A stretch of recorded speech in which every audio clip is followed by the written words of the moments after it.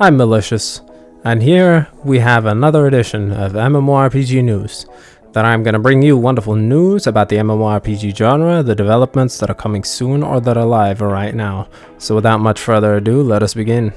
So, starting with New World here. New changes are coming to New World. Quests are being updated and revamped. If you remember playing the alpha at all, you'll remember many of the quests were bland or boring with no real flavoring.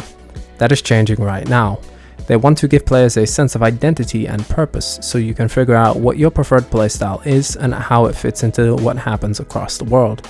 They want to immerse the players in Eternum, so they're adding MSQ or main story questlines that will guide you through the world and its regions. This includes discovery and exploration as well, if you so choose.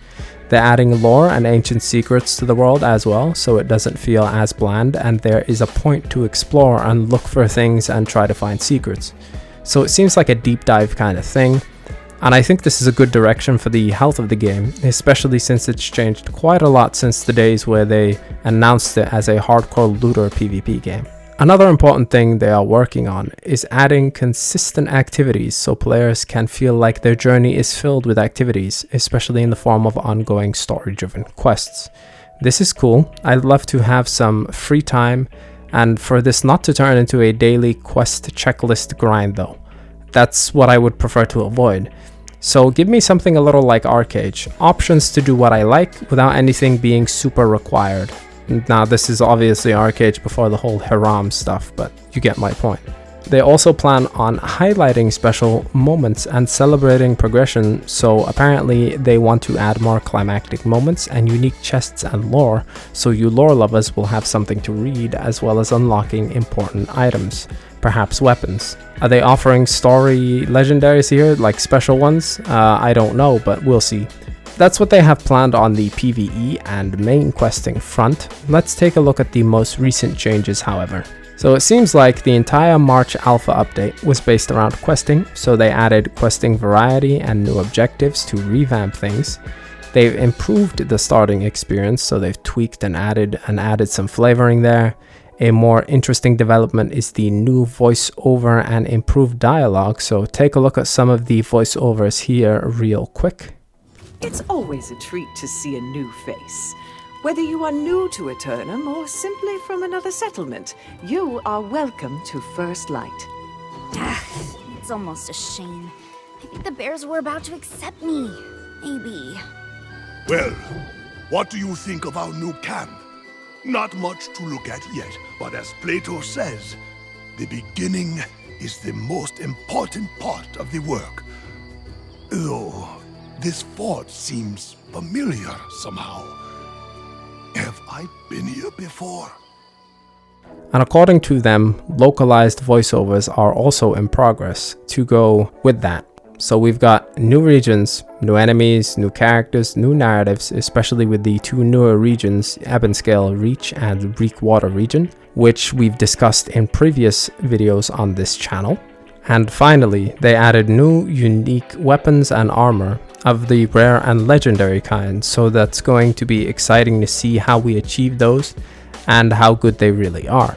I'd love something special. Legendary weapons in many games have been lackluster, however in certain MMORPGs they do have the ability to do something spectacular or make it look spectacular or satisfying to use. I hope they really do something of that sort rather than just legendary stats with no flavoring. So in the future, it seems the main story, narrative, and events will be what drives most of the current changes in New World, and I'll keep you updated on those. But that's what's new in New World. Let me know what you think. So, Aion news here very briefly, especially for those of you that want to try out the game at endgame at no cost or no real investment. If you have a leveled character or get a newly created character to level 10, you can boost it to level 80 instantly on any one character. It's a one-time use, however, and it gives you a bunch of gear and lets you play the game at a higher level than you normally would.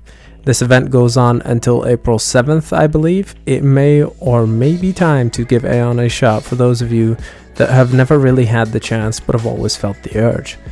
Considering Aion is also coming out With the whole Aion Classic feature and the downtime of the current MMORPG world, it may just be time well spent if you can salvage any enjoyment out of it at all. Aion still has a special place in my heart personally, so I might peek at this once again.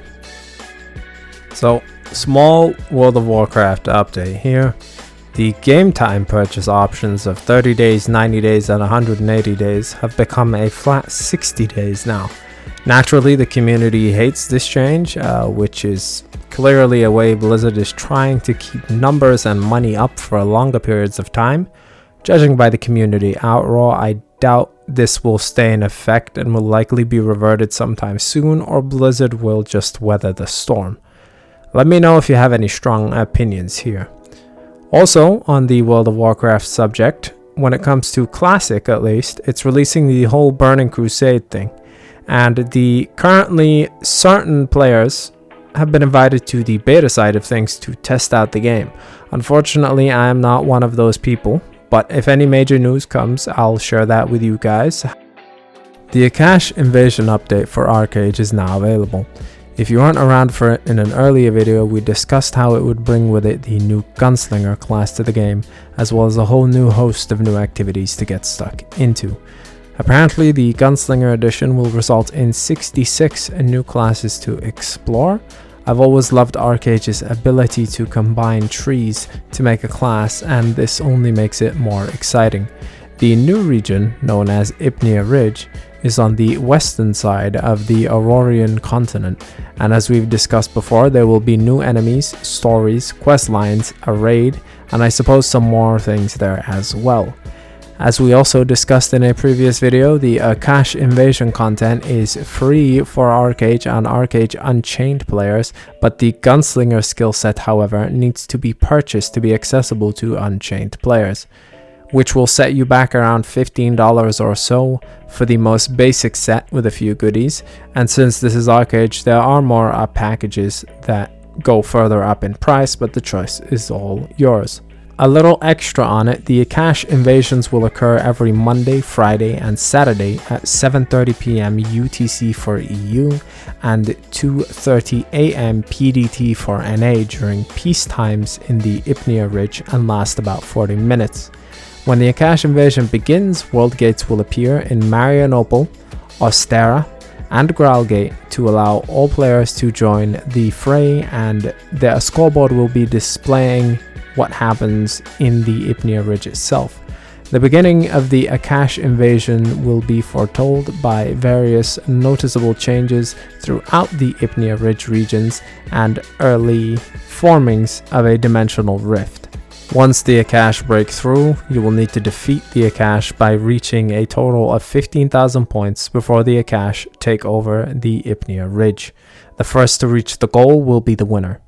There are more patch notes on this stuff and a whole host of other things, including what the Akasch invasion rewards are, as well as the extra times, changes to ship parts, ancestral level changes, equipment rebalancing, and quite a lot more, including the addition of a race change elixir. Quite a hefty patch actually. I'll leave the link to that in the description down below, so feel free to check that out. Otherwise we would be here for a long time reading those out. However, I'm not against the idea of spending longer times on certain videos or certain aspects that you guys want to see, so let me know which you're more focused on, and TLDR patch notes of that game or any of those specific games, if they come up in the news, will be done for you specifically, and I thank you for that. So that's all for this week, folks. Hope you enjoyed thus far. More on the horizon and better things to come. MMORPG podcast eventually. Twitch streams and general gaming. Follow me on Twitch or on Twitter if you're interested in more updates and general dumb thoughts from me. The links to those will be in the description down below. I'd like to take a moment to say thank you for watching, and if you like the content, please feel free to like, subscribe, hit the notification bell, and comment, or any number of those, no pressure. And I hope you have a wonderful rest of your day or evening wherever you may be, or feel free to watch any of my other videos or help let me know what you enjoy most. Anyway, as always, I've been Malicious, and this has been a pleasure.